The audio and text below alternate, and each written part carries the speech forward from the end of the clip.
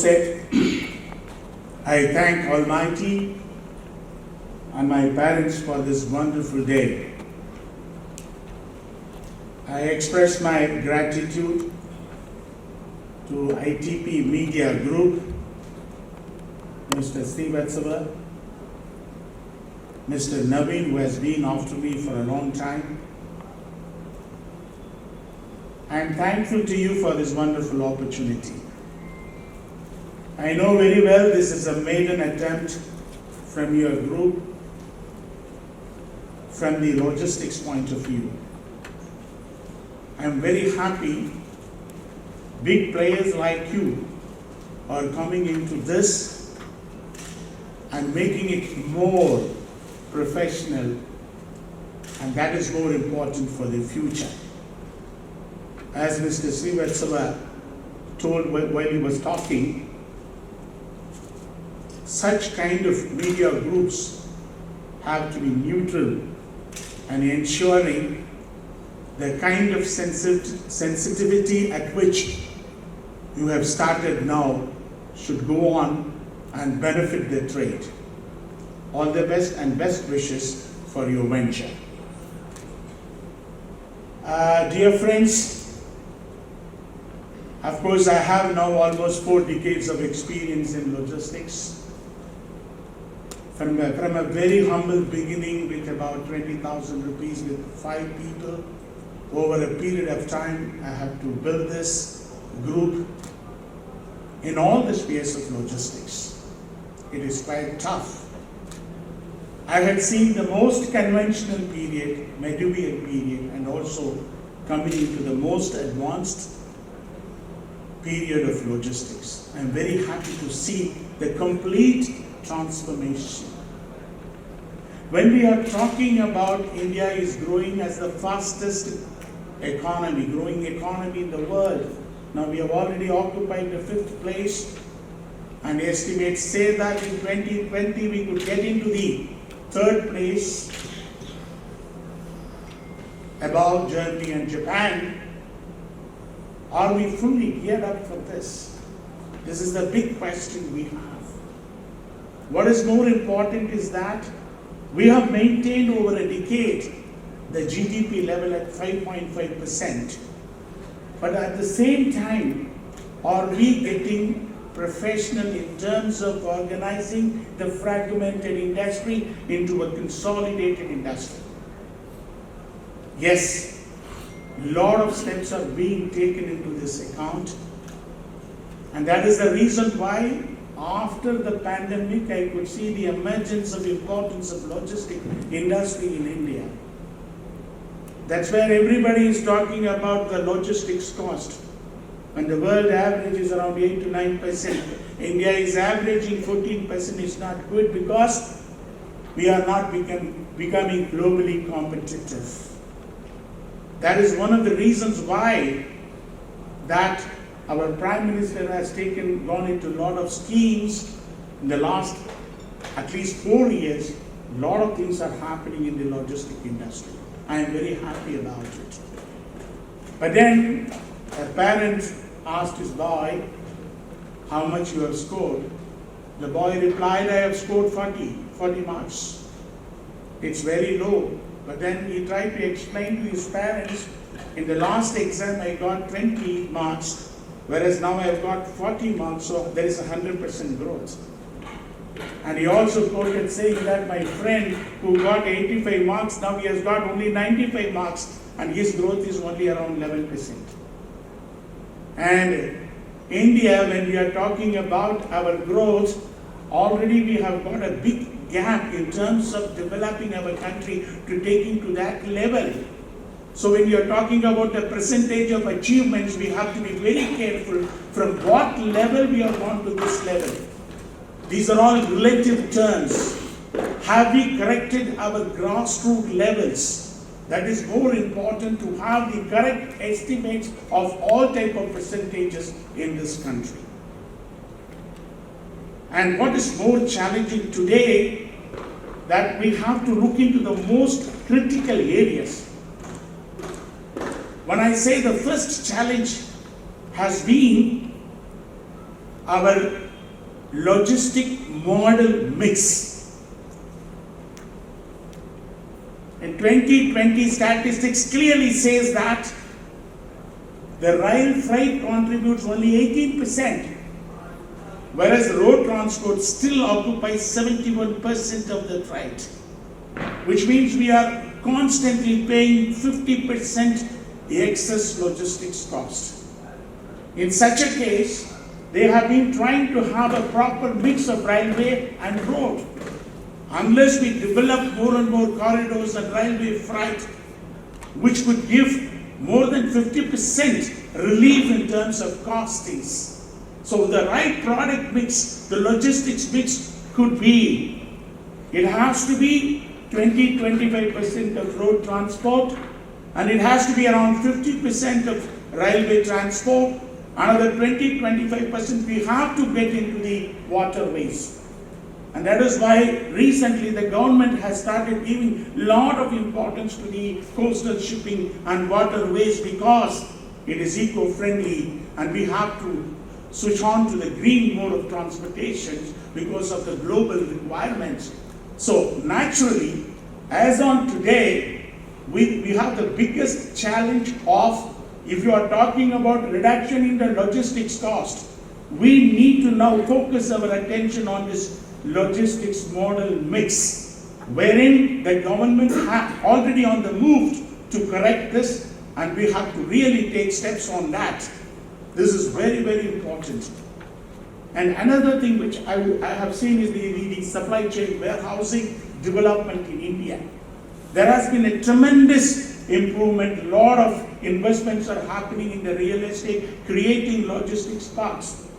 In fact, now multi-modal logistics parks are getting created. It's very important to give a proper national connectivity. That is very, very intermodal connectivity is very important. It is the right thought to create a multi-modal logistics parks.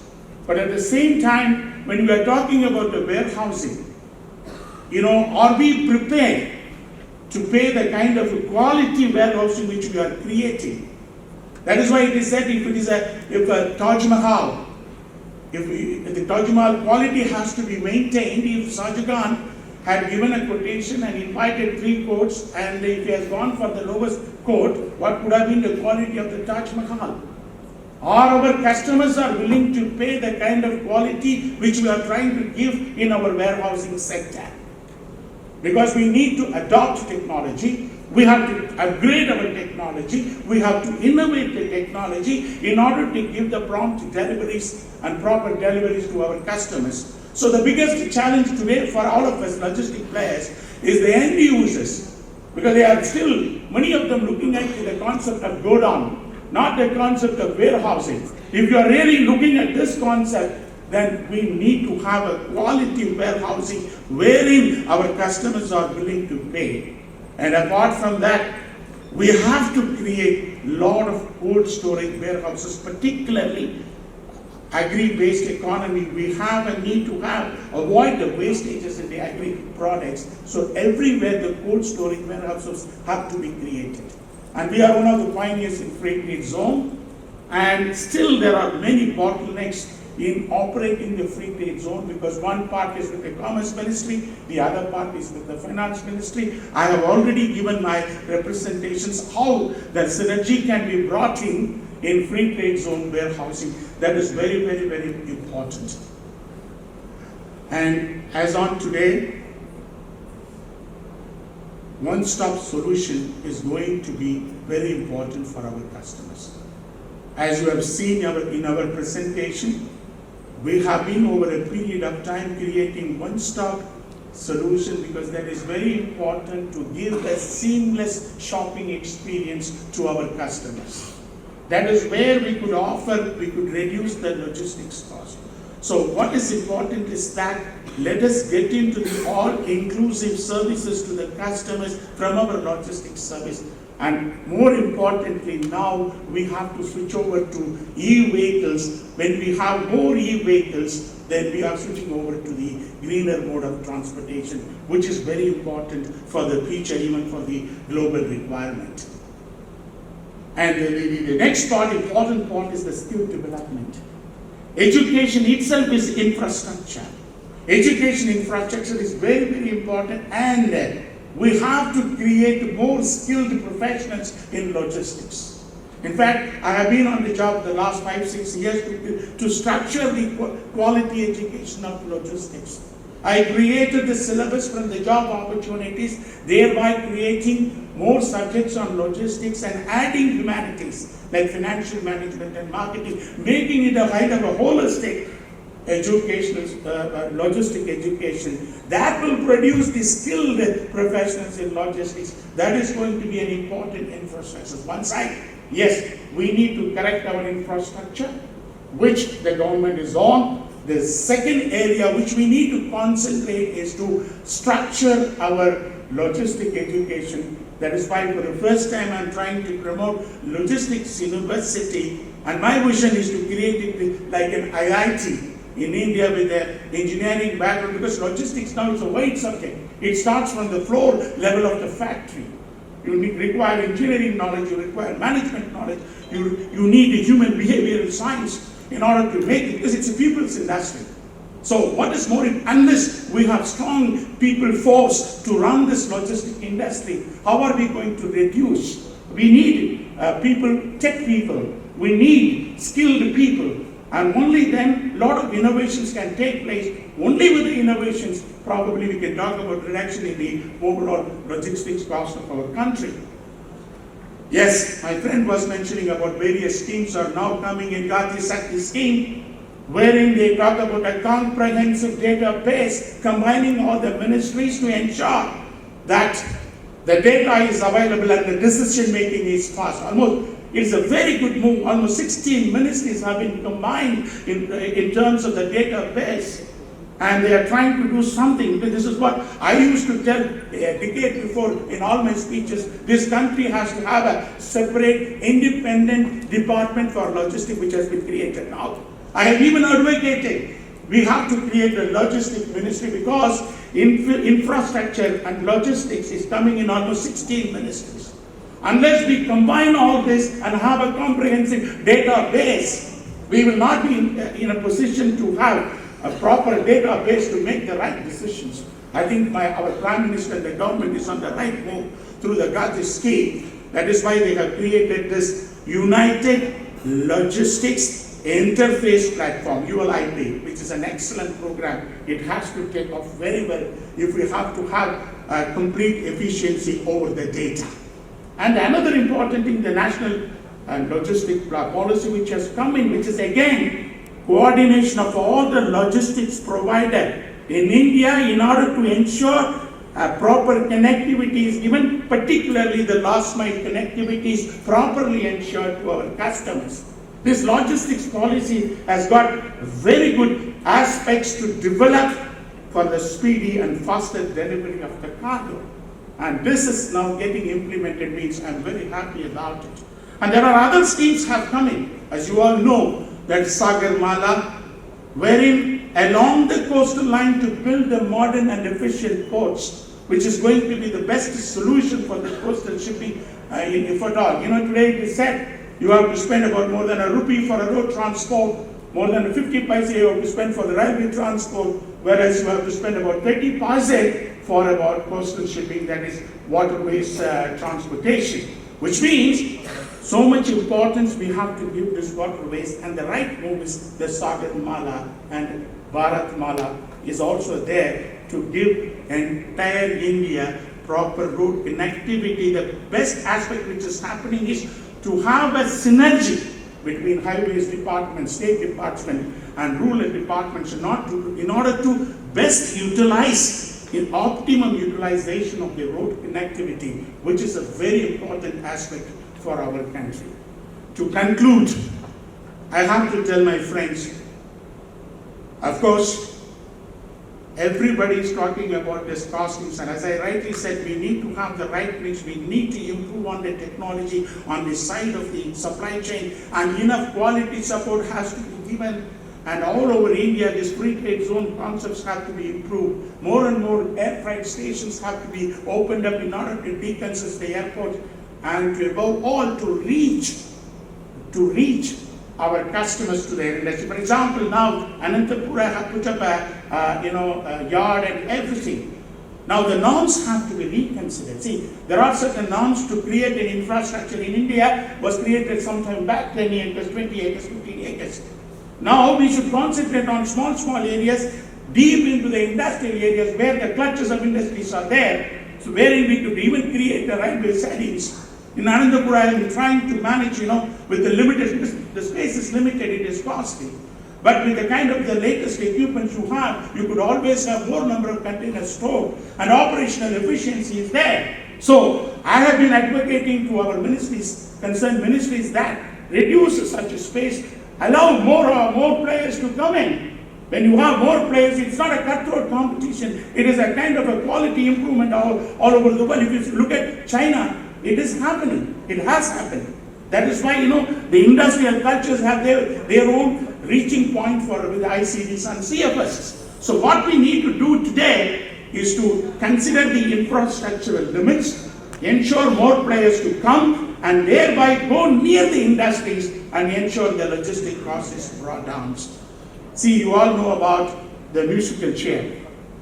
As you know, in the musical chair, if there are 9 children, if there are about 10 children, there will be 9 chairs. And they will move around one by one. They have to, if a child does not have a chair, then the child is out, and then they keep on removing the chair, and finally, the child on the chair is the winner. But if you really look into the Japanese concept, it is totally different. They have the same 10 chairs with the 9 children, but the concept is that if a child does not have a chair, all of them will be out. All of them will be out. So what was happening is that all the children hug each other and ensure that everybody is having the chair when it is around 9 chairs for 10 children. And then successively they were going on removing the chairs, and the concept reminds that if one child loses, they would rather the entire team lose. And what does it mean? This is what our country requires, but this is what our Prime Minister is talking about. We have to not focus on exclusion, we have to focus on inclusion. And the inclusive economy, which has to be developed through this Gati Shakti national policies and the same platform of technology and all other schemes, will have to take to us to the level of inclusiveness. Unless this economy becomes inclusive into everything, and exclusion is not going to be the solution. We have all the resources, but we have to get included. What do you mean? That is why, Make in India, Startup India, Skill India, Digital India have been suggested to us, to be given to us. For me, it is more important that these should not become slogans. These slogans should become solutions. And to make these solutions, all of us logistics players, we have to take a lot of efforts, and including making sure we try to bring in all our operations, operational efficiency. We try to act with the limited resources, optimizing everything. Thereby, the benefit is passed on to our customer. When we pass on to the customer, we will become globally active and we will become globally competitive. And when we are talking about 5 trillion economy, yes, 2020 that is possible, and we will move into the third largest economy in the world. By saying that, please note there is a supply chain shift from China and other big countries. And this supply chain shift can be well utilized by India. Of course, it's going to Bangladesh, Vietnam, other countries. And more than 50 multinational companies in the last 2 to 3 years have come into India because they have seen India is the best investment destination with all the facilities. And it is our responsibility to create an atmosphere, greener situation, infrastructure, and policy and regulatory compliances with the ease of doing. If we can do it, my dear friends, this logistics supply chain has to be very successful, and it has to cross 350 billion industry, and a lot of people will have the employment, and more so, it will become the backbone of this country for our further growth. Thank you very much.